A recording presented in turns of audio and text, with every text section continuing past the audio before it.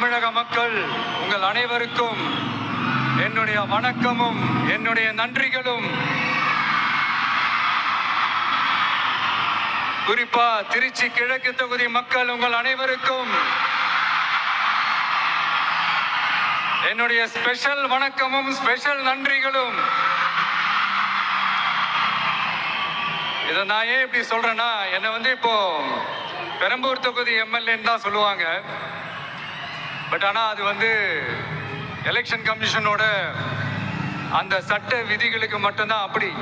ஆனால் என்னை பொறுத்த வரைக்கும், தமிழ்நாட்டை பொறுத்த வரைக்கும், தமிழ்நாட்டுக்கு எப்படி திருச்சி ஒரு இதயம் மாதிரியோ, அந்த மாதிரி என்னோட இதயத்துக்கு திருச்சி கிழக்கு தொகுதி மக்களும் ரொம்ப ரொம்ப ரொம்ப க்ளோஸ் தான். அதுல எந்த மாற்றமும் கிடையாது. சரிங்களா?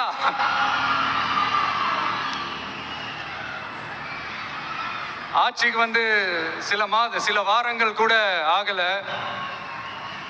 6 மாசம் அமைதியா இருப்போம்னு சொன்னவங்கலாம் 6 நாள் கூட அமைதியா இருக்க முடியல. ஆட்சிக்கு 1/2 மணி நேரத்திலே ஆரம்பிச்சிட்டாங்க. பாவம், ஒரு கல்யாண வீட்டுல எல்லாம் போய் புலம்பிட்டு இருக்காங்க. நான் சொன்னதெல்லாம் நடக்குதா? 1 by 1 எல்லா புலம்பல்ஸும். அது மாதிரி இத்தனை வருஷமா மாத்தி மாத்தி உங்களை ஏமாத்திக்கிட்டு இருந்த இந்த 2 பேரையும் வேண்டாம்னு சொல்லி ஒதுக்கிட்டு உங்களுக்காக உண்மையா உழைக்க வந்த உங்க விஜய, உங்க அண்ணனை, உங்க தம்பிய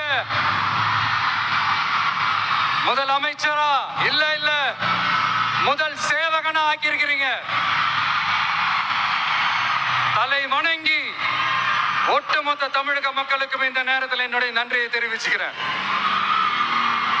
இந்த நேரத்தில் எங்களுக்கு ஆதரவு தெரிவிச்ச அத்தனை இயக்கங்களுக்கும், அத்தனை இயக்கத்தின் தலைவர்களுக்கும் மீண்டும் என்னுடைய நன்றியை தெரிவிச்சுக்கிறேன்.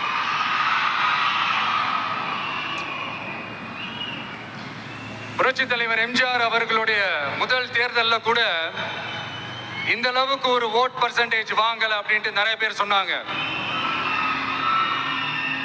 ஆனா நீங்க டிவி கேட்க அவ்வளோ நீங்க ஆதரிச்சிருக்கிறீங்க. நான் எம்ஜிஆர் அவர்களோடலாம் நான் கம்பேர் பண்ணல. எம்ஜிஆர் தான். ஆனா நாம பெரியார், அண்ணா, எம்ஜிஆர் அவர்கள் வழியில ஒரு அன்பா உழைக்க வந்த உங்க விஜய், அவ்வளவுதான். 1977ல நீங்க போடாத ஓட்ட 2026ல நீங்க போட்டிருக்கிறீங்க. என்ன ஒண்ணு, இன்னும் கொஞ்சம் அதிகமா ஆதரிச்சிருந்தீங்கன்னா கொஞ்சம் நல்லா இருந்திருக்கும்.